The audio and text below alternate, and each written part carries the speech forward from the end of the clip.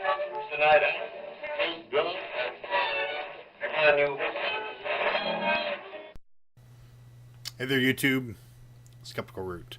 So today is the day where I talk about the last thing on my original list, which is I don't care about your feelings. Really? I don't. And the reason I don't is because they don't make good arguments and they don't necessarily reflect reality. You getting mad about something doesn't make it any more true. Just like you being sad about something or scared of something doesn't make it any more real or threatening.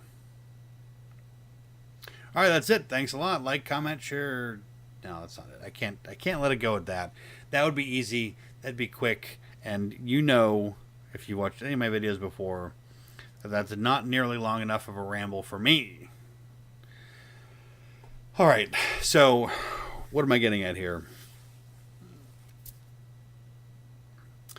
Being frightened by something doesn't make it necessarily more likely or true. Let's say you have on any given day, walking down to your mailbox, you have a 0.00074% chance of being mugged. After any time between 9:30 p.m. and 11 p.m. Feeling that somebody could mug you during that time and never going down to get the mail in front of your house between those times without protection or something like that is not decrease or increase the probability of that thing occurring. Your feelings have no impact on it. You may feel better about it, but that does not change the reality of the situation. Is that you're practically never, if absolutely never, in all the days that you go down to get your mail during that time, going to get mugged based on the statistical probability. So, why do I bring this up?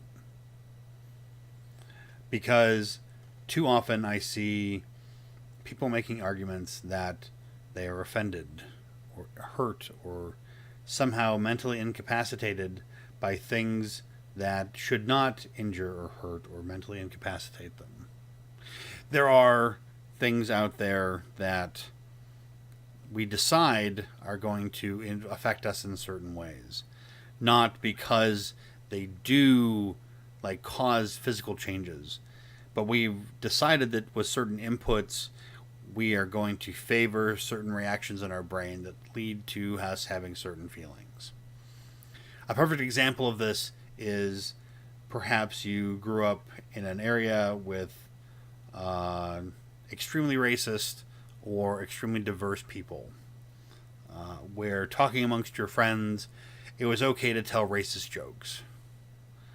And then one day you move out of that environment and find out that not everybody feels that way. And you decide that those people are right and you should adopt that particular set of ideas. And now the next time you're back in that environment and the same group of people who you always thought was funny when they told racist jokes, tell a racist joke, you decide that that's not funny anymore. Because you have changed your position. You have decided to feel differently about the information you're hearing and you've received. Nothing about what is said has changed, only your reaction to it. You have decided to do something different that way. Okay, great. You can have that decision, but that doesn't make for a good argument. If you decide that you want to, not tell racist jokes, you can do that. You can even tell your friends that you feel makes you feel uncomfortable. If they like you and they consider your personal feelings, a worthy trade for telling racist jokes, they may agree to stop telling racist jokes. But unless that value's there to them for their feelings because they have decided how they feel about you, then that wager isn't going to happen. You're going to lose, and you may lose friends over the fact that they think there's nothing wrong with telling racial jokes. I should say racist jokes, because that's where I was going with that. But that's a choice. That's not, people aren't going to be offended by calling Jews kikes unless they know that that's a racial slur and they decided that that's unacceptable behavior. But that's choices. They've made choices that inform those feelings. But as they say in AA, feelings aren't facts. I know this because I dated a girl who went to AA regularly, even though she wasn't an alcoholic. She went there mostly for the support, although she did like to drink. She was a whole other story on AA and alcoholism. And not necessarily relevant, except for the fact that feelings aren't facts.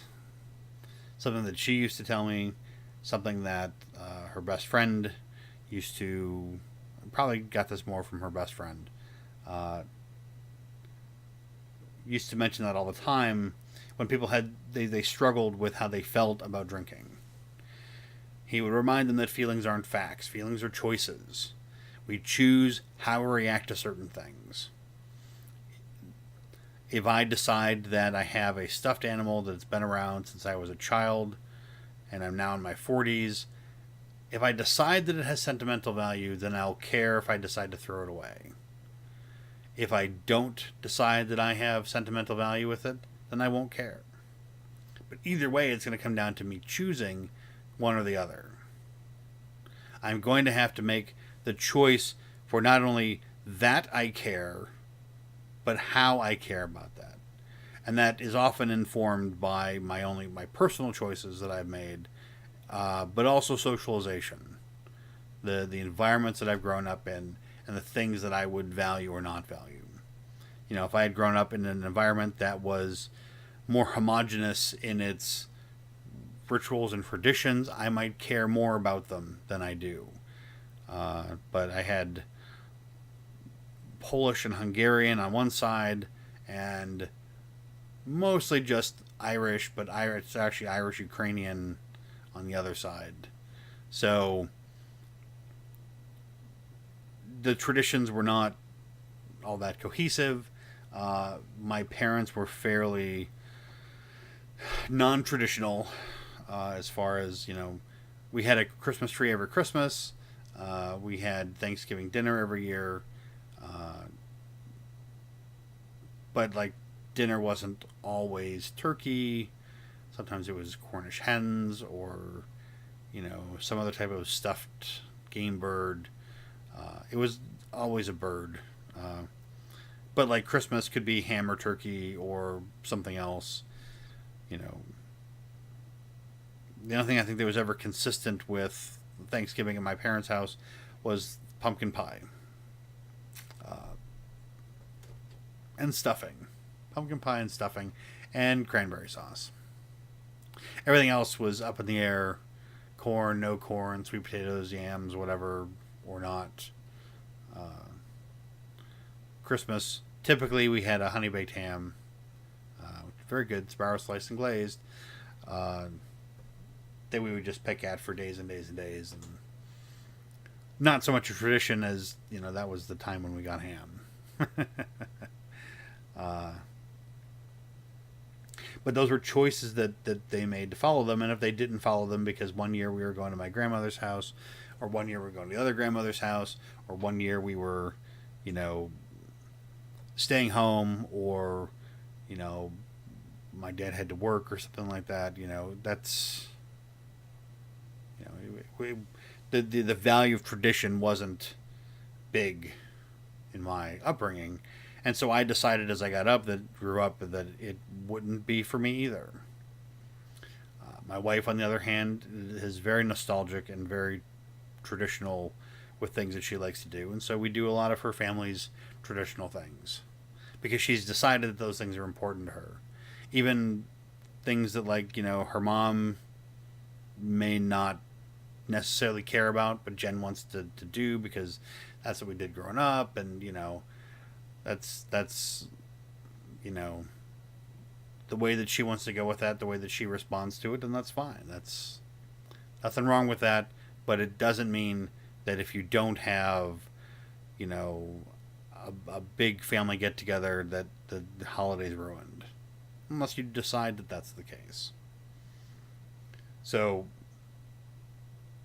deciding that you're angry or upset, or deciding that something that's telling me that you're upset or you're offended by something doesn't matter to me.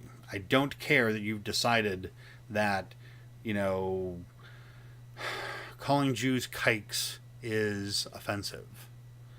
I would be more concerned if a Jewish person, if I called a Jewish person a kike and they were offended by that, I would be more concerned than you being offended on someone else's behalf. Why are you, first off, feeling for somebody else?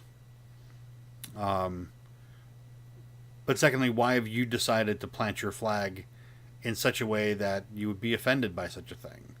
I can understand deciding that you might want to let people know that could be offensive to people, and like the rational discourse of sharing ideas and things like that. I don't have a problem with people coming out and even things directed at me and saying, hey, you know what? There are people out there that I know or that I've experienced that would probably be offended by the language you're using. And that's a perfectly rational argument to come to somebody and say that I'm aware that people that could be offended by that. And I of course would say, well then, have them tell me that. But getting mad because somebody says something that you believe somebody else may be offended by, and lashing out violently, and this is violently using quote fingers, internet violent, isn't going to fix anything. It's actually going to enable trolling. That's like the troll switch. Get mad. Blink. Trolling. Show people your vulnerability on the internet. Especially when you decide to care about that type of thing. But it doesn't make a good argument to be mad about it. That's what I'm getting at. So don't. And understand that if you come to discuss things with me and make emotional arguments, I'm going to say to you, I don't care about your feelings. Give me facts, give me information, give me rational discourse or scientific citations that I can't easily pick apart. In IRL discourse, people have cited things that I've picked apart fairly easily, and I try my best not to discount information based on their source.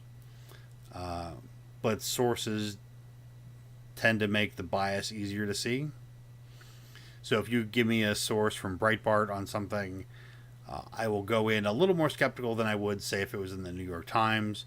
That does not mean, though, that the New York Times is going to be perfect or not necessarily be potentially just as biased as a Breitbart or Fox News or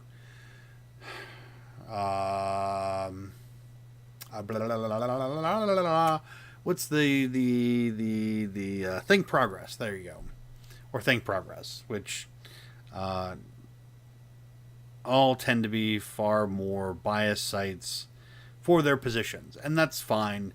That does not mean that they can't have legitimate articles or stories, but of course, anytime I see them, I'll have to go through them with my bias filters on.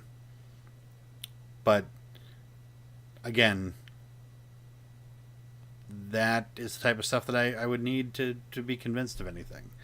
Telling me you're offended because for someone else or because of a decision you made about how you want to react to something is not a valid argument, and I don't care about your feelings. Doesn't mean I'm going to be a jerk.